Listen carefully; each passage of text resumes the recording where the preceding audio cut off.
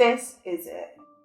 2024 has been a tough time for a lot of us, myself definitely included, but the end is nigh. And as your surrogate internet art guardian, I'm here to nurture you back to a holly jolly creative state. Welcome to the 2024 Style Study Month. That's right, friends, we have 5 style studies coming up back to back to back to back to back. A couple of these you guys have requested, a couple of these are artists you already know, and a couple that you probably don't know but you will definitely love. This has been a massive challenge for me already, and that means there is a lot for you to learn and enjoy this month. I hope you're excited. For our first style study this month, we're going to take a look at an artist whose style is not only very popular, but also so aesthetically pleasing to look at. Today we're going to take a look at the beautiful work of British illustrator Lidia Cambon, aka Msshanh. Msshanh? I don't know. Let's just go with Lidia.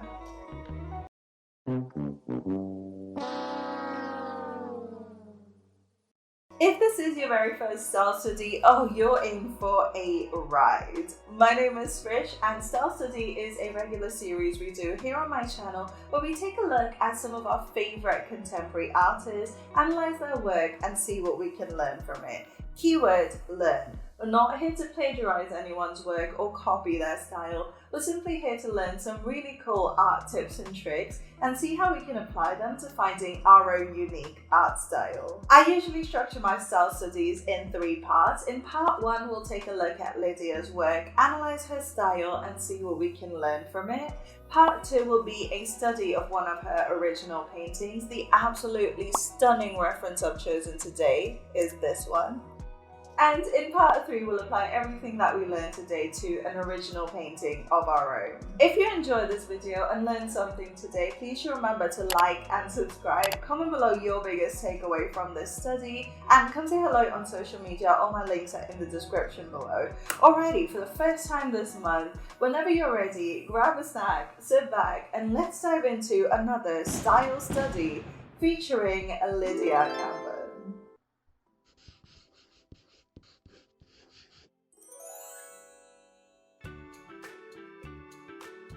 Lidia Cambon is a digital designer and illustrator who lives in London. Now, I assumed she was English, hence the intro, but after further research, it turns out she actually went to art school in Spain, and I do believe she was born in Spain as well. On her Class 101 page, she mentions how she started painting with alcohol markers at a very young age and is quite passionate about putting out helpful resources about working with them, since it can be a source of frustration for a lot of people. And boy do I feel that. The thought of painting with markers makes me break out in hives. Also, here's something really cool. She once even painted a giant mural, and look how freaking cool that is. Lidia's incredible art has garnered her over 307,000 followers on Instagram and over 5,000 subscribers here on YouTube.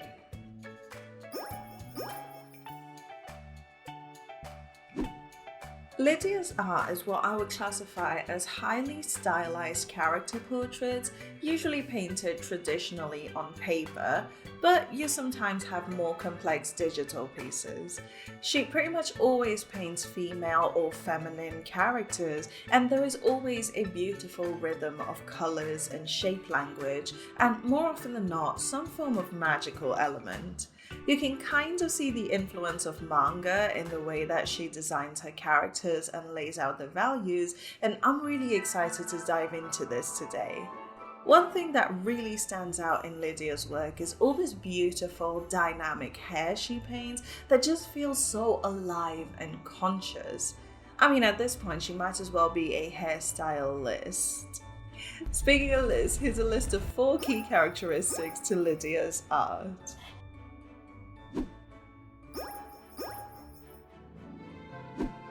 One of the very first things about Lydia's art that you're immediately drawn to is the shape language, because while on the surface you might look at her work and see pretty characters, there is a lot of thought that goes into silhouetting in order to first grab your attention. There is always a beautiful interplay of large, medium and small shapes, curves and straight lines interspersed with each other, flat versus textured areas, and smooth rendering versus hard edges. I really like this piece because I feel like the shape language here is gorgeous. If we look at the overall silhouette, there's this almost Russian doll type shape where it is rounded on top, gets wide around the head, narrows a little at the neck, then gets wider the shoulders again. It's like a soft, rounded hourglass. But then you have pointy bits like the point at the base and the little wisps of hair that end in points and jagged spirals, and this contrasts the softness of the hourglass, creating a lot of movement. Here's another great example of rhythm, where even though each individual element is smooth and either straight or round, they are placed together with dynamic negative space to add some speed and balance out the slower, gentler design elements. Here's what you would initially classify as a pretty simple portrait, but I really love how the interplay of sizes adds a lot of intrigue to her. You have your largest shapes in the light cyan of her shirt, the long brown hair and the flat peachy background. Then you see the medium shapes, pretty much all of which center around the face. So you have the flat skin, the shadow of her neck, the hair at her crown. And finally, the smallest shapes are right at the focal point, aka the facial features. The eyes, nose and mouth, and also the little baby hairs and wispy curls that frame them. Do you see how the shapes get smaller and tighter as you go from the wider piece in towards the focal point? Here's an interesting one that follows a similar pattern of the smallest shapes being at the focal point, except we actually have two separate focal points here. So yes, the facial features have small shapes, but then as we go down, so do the ends of the hair. All those little spirals are a very noisy area of the piece that draws your attention. However, when you then follow the spirals, you're led right back up to the face and then back down. Your eyes are essentially caught in a loop of loud, quiet, loud and back, meaning you stare at the painting for ages. It's honestly genius.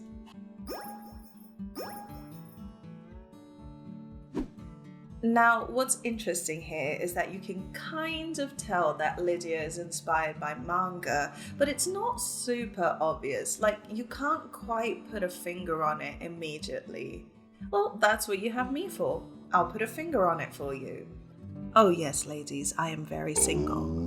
Okay, the very first thing I noticed about Lydia's work that you also see in a lot of manga is the low contrast within large shapes.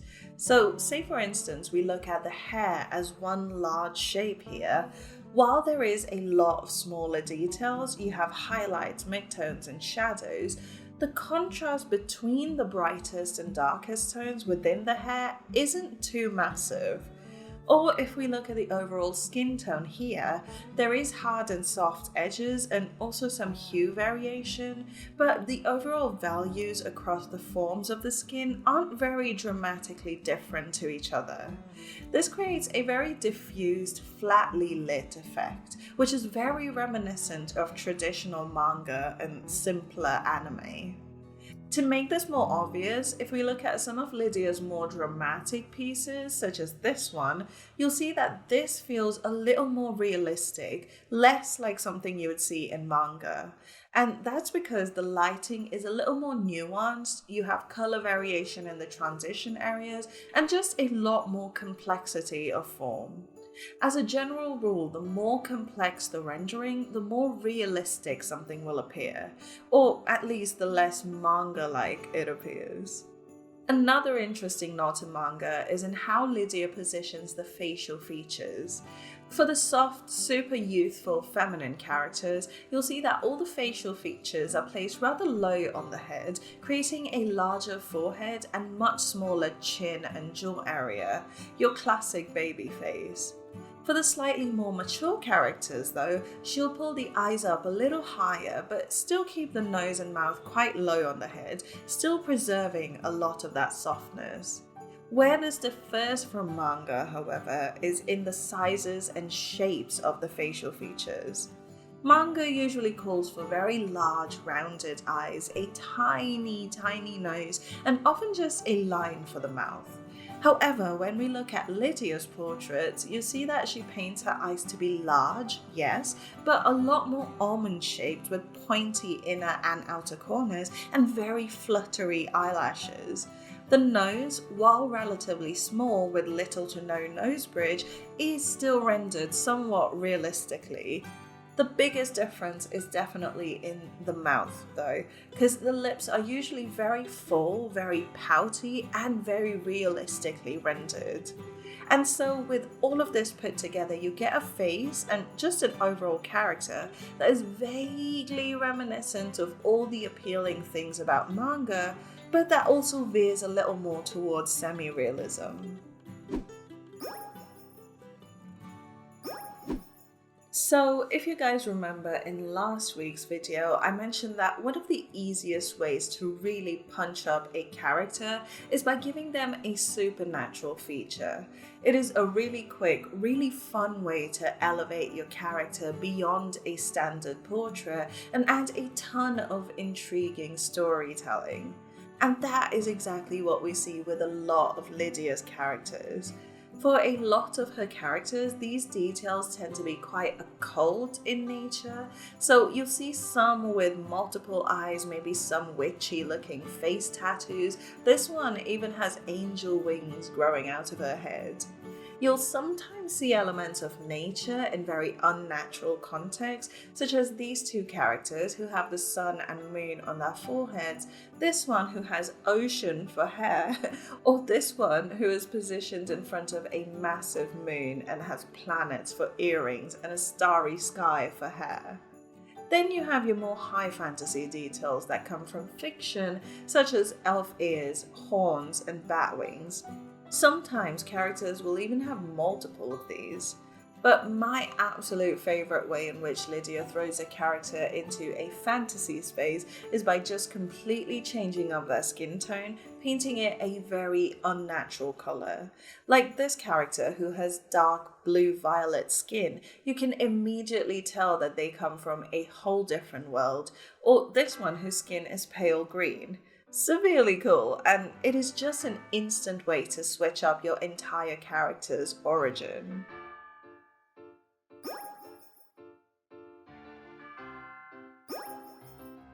Okay, let's talk about conventional attractiveness. I'm going to call this the pretty girl aesthetic because we see this across most art that is meant to be appealing in a traditionally feminine way. Starting with the eyes, most of these characters have your classic doe-eyed look. So the eyes are quite large with an inward tilt. The irises are generally very large within the eye. The eyelashes are very dark and fluttery and concentrated at the outer edge to really elongate and exaggerate the eye. Then there's the full pouty lips. Both the upper and lower lips are usually quite thick and rounded, and they're shaded in a way that makes them look super juicy and pouty. So where the mouth separates, the lips are usually a deeper, more saturated tone, which then fades into a lighter, less saturated color. Then you have a deeper tone at the outermost edges, either the shadow under the lower lip or a very subtle shadow tone at the cupid's bow. This causes the edges and the inner areas of the mouth to recede into shadow, while the fleshiest part of the lip pops out and looks super full. Fuller lips are a newer thing as far as the history of aesthetically pleasing visuals go, so it is really interesting to see it become so popular in art as well. The other aesthetic choice is your good old near perfect skin.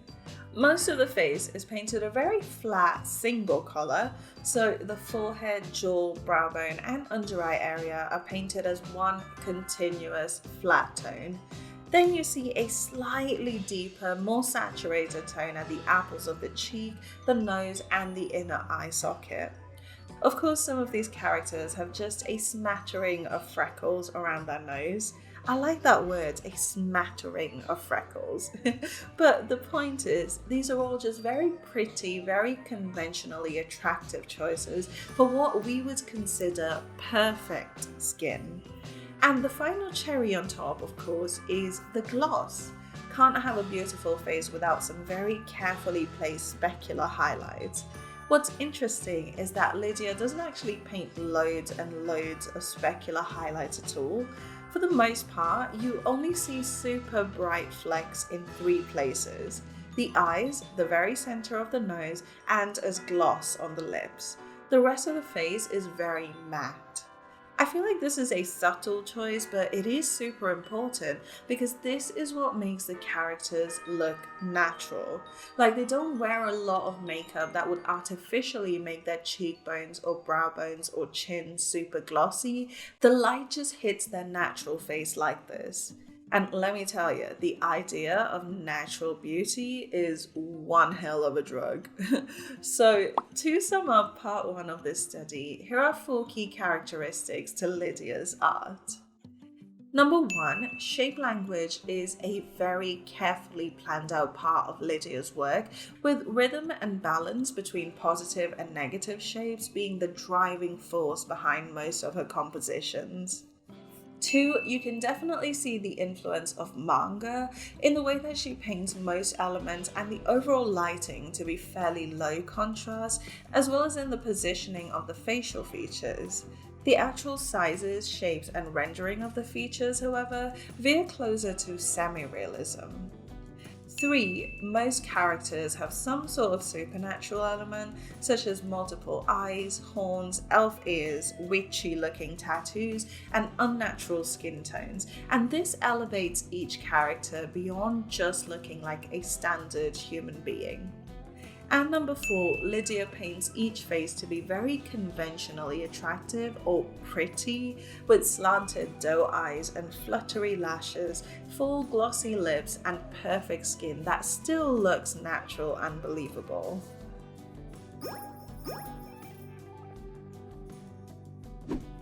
For our study today, this is the beautiful reference that I've chosen. I believe it is the Capricorn painting from her Zodiac series. You already know we love a Zodiac series on this channel, and I thought it put together everything we've learned into one reference really beautifully. I actually painted this in October when I had taken a month off, and it was already a tough time in my brain. Plus, I have to admit that this study itself was challenging right from the get-go, mostly because once I had the most basic sketch down, I wasn't quite sure where to begin. I think this is partly because while there is some line art visible in Lidia's work, a lot of it has been painted over in order to make certain parts look more realistic. I did end up doing some lines to begin with regardless, and then realized the proportions were actually really off. Again, the angle of the head, you guys, that is something I really need to practice when it comes to doing studies. But also, the eyes were definitely way too large and the hair was a little too big, but it's alright, we'll adjust it as we go. I then went ahead and color blocked each material onto its own layer, so that way we can use clipping masks to make sure we're always painting within the lines. Just makes your life easier. Here's something interesting. I actually used a lot of airbrush while painting the skin here. There are some really subtle color transitions between the overall bluey teal shade of her skin and the more purple to pink places in the nose and cheeks. I found that the best way to replicate this was to use a very gentle hand and lots of color picking and airbrushing to really keep it all nice and soft. I definitely enjoyed the whole veiny aspect of the horns. It really makes that cyan look like it's glowing from deep within the horns. Now, the hair is where things get interesting, because at first glance, it does feel like there would be a ton of lines in the hair. But as I painted through it, I realized that most of it was just low contrast rendering. But because it is so low contrast, it looks like just a flat color with lots of lines going across it. Most of the actual line work comes in with the stray hairs that aid the silhouette, but the main body of the hair that is directly around her face is really just made of like 3 values. I do think the easiest element of all to paint was the fur around her neck, because it wasn't even painted texture, it was implied texture. So all I really had to do was softly indicate little bits of vague shadow just around the edges, make them have jagged texture ends, and that was pretty much it. Sure, there was some colour variation in both the hair and the fur due to the glow from the horns, but that's pretty much it. Finally, I went around the piece refining the details, using the liquefied transform to try and match the proportions better, and this is the finished study. Not too shabby for a woman who, at the time, was in the deepest throes of grief.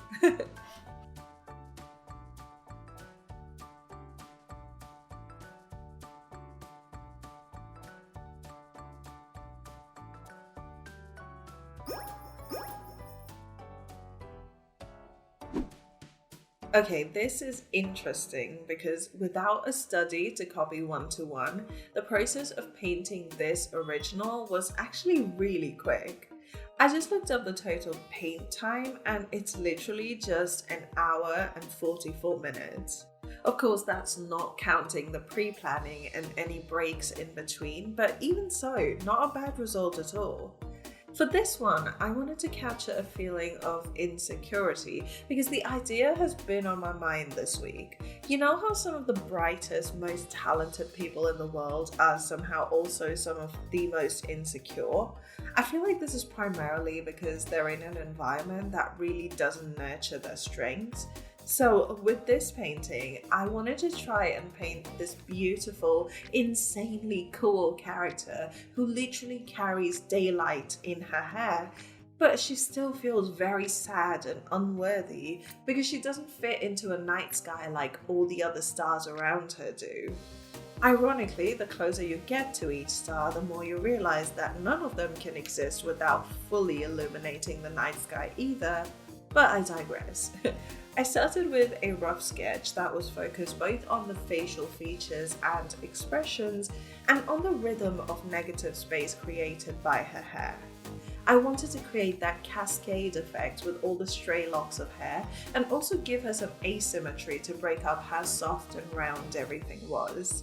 Because we already did an unnatural skin tone in the study, I just went for a standard warm skin here, and a burnt orange will complement that light blue of her hair very nicely. I definitely used more airbrush in her skin and hair, trying to go a little more dramatic here than we did with the study. Just freehanded the bright clouds in her hair and gave her heavy, warm shadows towards the bottom of her face. Oh, I love her so much. She looks like a little doll. Those doe eyes are really doeing for us today. By the time I added the gloss, I wanted to be her. That's how you know you've nailed a painting, I think, is when you want to physically crawl in and live inside of your character. After an overload of stars and sparkle and a nice intense glow around her hair, here's our finished painting. What do you think?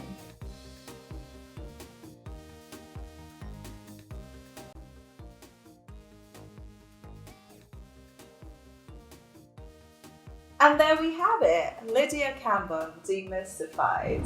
Man, it feels so good to make something original after such a long time and so much of an art block. And I love how this one turned out because this style is just 10 out of 10. But what was your biggest takeaway from this study? Comment below and let me know. I have, of course, linked all of Lydia's work down in the description. Make sure you go check her out and show her some love for me. And if you've enjoyed this video and learned something today, make sure to show it some love as well by giving me a big thumbs up and hitting that subscribe button. I want to break free. from down below. And also make sure you turn your notifications on because you definitely want to catch the rest of the series this month. I'm just gonna take this off.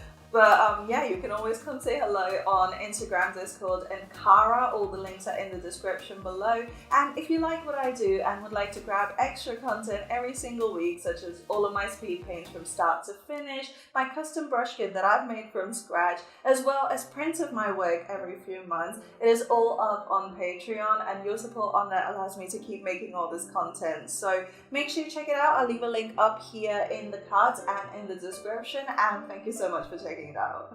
And finally, are there any other artists you'd like to see a style study on in the future? First, check out my style study playlist. It will show up here in the outro in just a sec. I've done a ton of these already, and chances are I've probably covered some of your faves on the series before. But in case I haven't, feel free to comment below or come tell me on my Discord server what artists you'd like to see on the series, and I'll add them to my ever-growing list. But please be patient with me. This is a lot of work to do and the list is very long already, but yeah, you can let me know. Alrighty you guys, thank you so much for hanging out with me today. I really hope you've enjoyed it as much as I have. Check out some more style studies down here. Happy Style Study Month, and I'll see you guys on the next one. Bye!